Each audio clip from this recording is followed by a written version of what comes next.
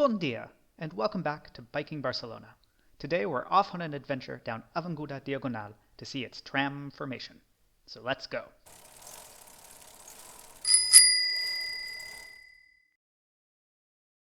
We once made a video showing what the upper half of Diagonal looks like, and we're starting from the same place today, Plaça Cinc d'Oro, but biking the other direction, down towards the sea. These first few blocks look pretty much the same as the other half. We have a central area with 2 or 3 lanes in each direction, one of which is reserved for buses, and then a wide, tree-lined sidewalk separating lateral lanes for right-hand turns. Left-hand turns are prohibited.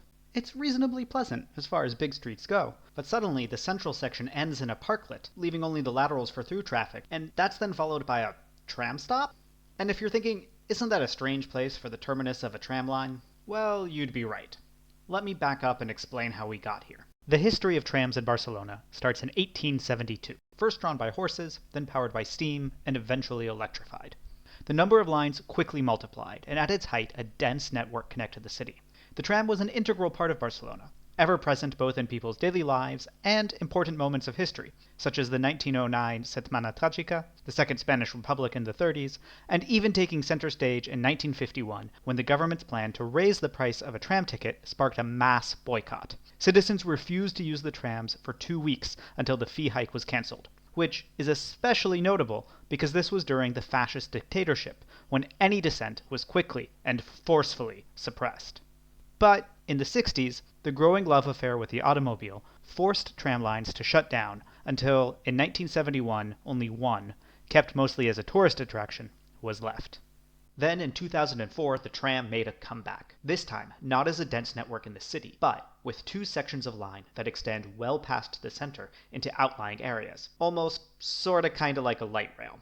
We can argue about terminology in the comments. The plan was to eventually connect the 2 sections by extending the lines along Avinguda Diagonal, but eventually turned into never.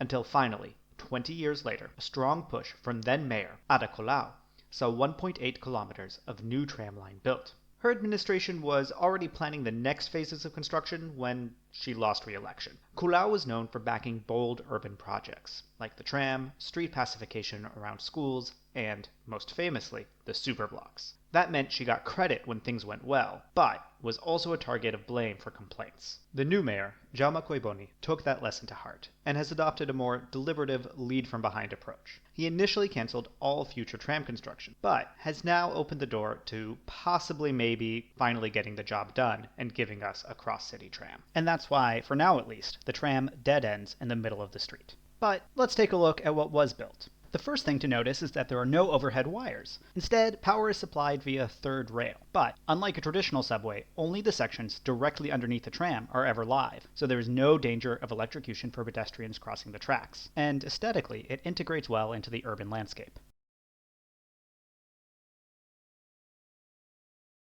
Alongside the tram, we get this wide bi-directional bike path, and it's pretty nice. Though, as I have mentioned in the past, I'm not a huge fan of bike paths down the center like this, because of the problems they create with intersections. And that's true here as well. To be fair, Avinguda Diagonal runs at a 27-degree angle to the rest of the grid, so the intersections were always going to be wonky, even before retrofitting a tram line and bike path through the middle of them. In some ways they did an okay job of it, and in other ways, well, we'll get to that later. But first, the bike path, and the whole street really, just sort of ends and turns into this plaza/park. So part of the reason that continuing the tram project got stuck on hold for 2 decades was political dithering. But the other part was Plaça de las Glòries Catalanes. See, back in 1859, when Ildefons Cerdà was planning the expansion of Barcelona outside the recently torn down medieval walls, he envisioned that the intersection of Avinguda Diagonal, Avinguda Meridiana, and Gran Via de las Corts Catalanes would become the new main plaza of the city. But that never happened. The space went through various iterations over the decades, culminating in the 90s with this giant, ugly interchange. That was torn down in 2014 so that the whole area could be rebuilt, and the new Plaça Glòries finally opened in 2024 in conjunction with the new tram extension. And it's pretty nice, and we might look at it more in a later video. But for today, the main thing is that we can bike through it. Oh,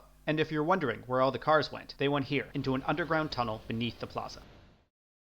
And with the cars out of the way, the lower part of Diagonal has been reconnected to the rest of the city for pedestrians, bicycles, and the tram. And that's huge! Though on the lower side of the plaza, that connection isn't quite smooth yet. I'm actually not sure if or when they're planning on fixing this. If anybody knows, please tell me in the comments.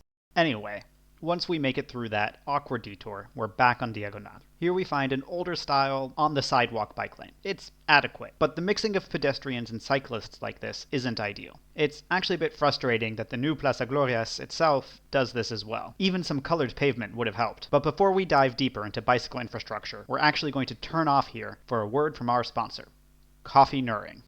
Koffienuring is a portmanteau of the word coffee and randonneur, a type of bike trip. So really, it's just a fancy way of saying riding your bike to go get coffee. It's a great excuse to hop on your bike and explore a part of town you don't usually visit, like we're doing right here. But today, we're specifically participating in the 2025 Koffienuring Challenge set by Mary Garcia of Chasing Mailboxes. There's a link in the description below with more information. And before we get to our coffee, I just want to point out that although people tend to think of Barcelona as only Eixample, the grid part, and Ciutat Vella, the medieval part, there are actually many other lovely neighborhoods, each with their own character. Like this one, Poblenou.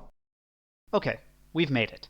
And our coffee was delicious. Thank you to Koffienuring for sponsoring this video. Now let's get back to Diagonal. As nice as much of the cycle path is, I think it reveals a fundamental flaw in the way the city is thinking about and planning for bicycles. Barcelona has been serious about expanding its bicycle infrastructure for a while now, but it still doesn't have a cohesive bicycle-specific approach when it comes to the design, layout, and signaling of that infrastructure. Instead, we get a grab bag of solutions, sometimes treating cyclists like pedestrians, and other times, often just a few meters later, like cars. This on-the-sidewalk bike lane and the barely marked traversal of Plaça Glorias forces bicycles to act like pedestrians, leaving both groups annoyed and unsafe. And these narrow painted turn lanes are miniaturized car design that just feels awkward and out of place on a bicycle.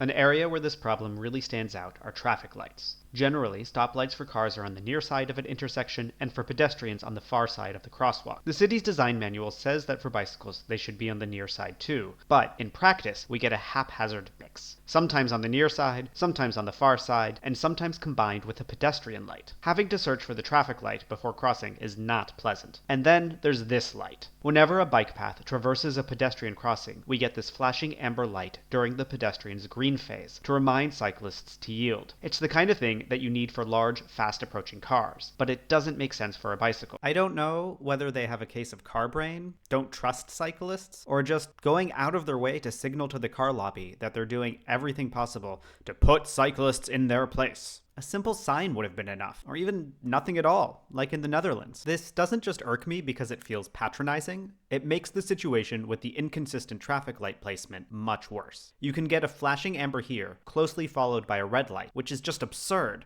Or sometimes a flashing amber here and then a red light over there, which is dangerously unclear. I should never be seeing two conflicting lights at the same time. It's bad enough that they put this car logic flashing yield everywhere.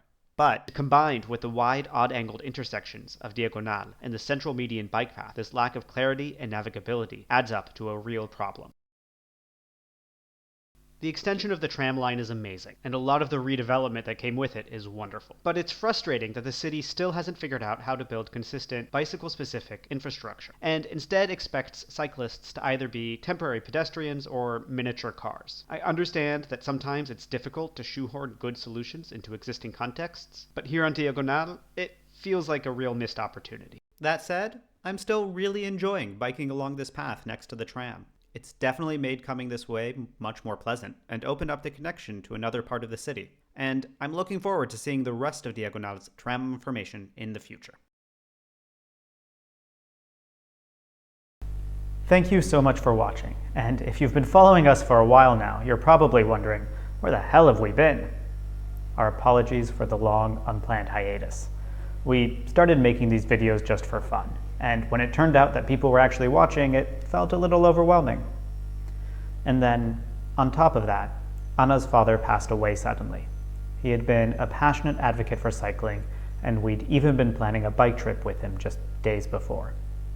For a long time, anything related to bicycles just felt too emotionally fraught. But we're back to pedaling now, so it seemed like the right time to pick up these videos again. Thank you so much for sticking with us, and we're looking forward to seeing you again soon.